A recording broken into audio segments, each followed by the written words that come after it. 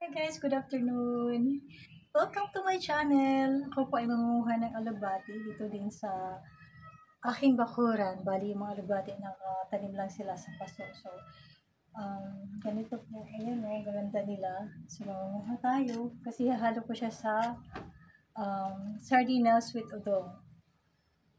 Ayan. Marami na rin siya mga salbo. So, gugupitin ko po. Ayan.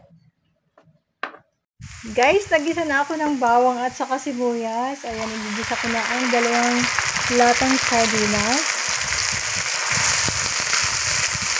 Ang bango. Tapos, lagyan natin ng tubig. So, ang ilalagay kong tubig ay marami kasi bali 3 tao ang kakain.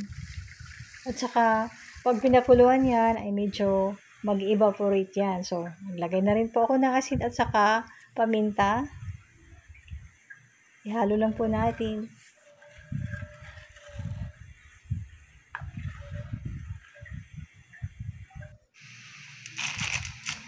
Pagkakulo, ilagay ang udong.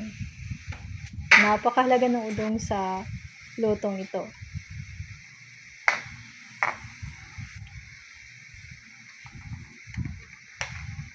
Mix po natin para hindi magdikit ang udong.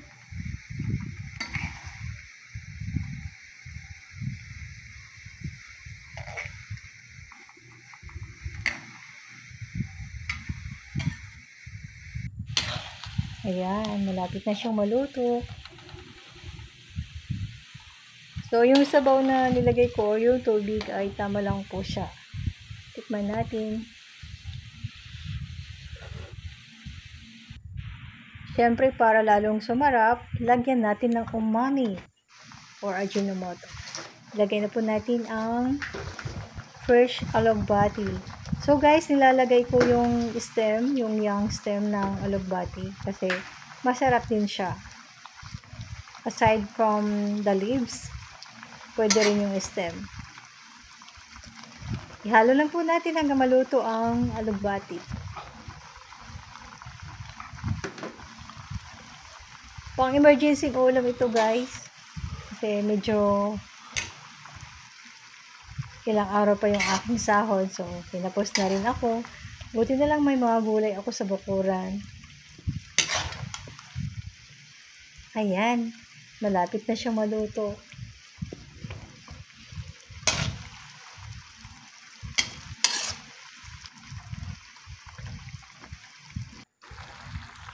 Pakuluan lang po natin. Ito po ang ulam namin sa hapunan.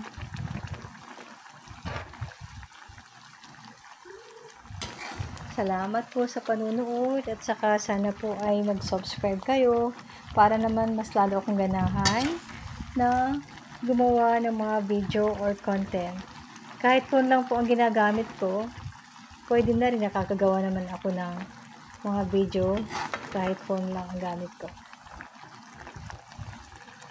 Ayan, luto na yan guys. And ang sarap nito. Tikman natin.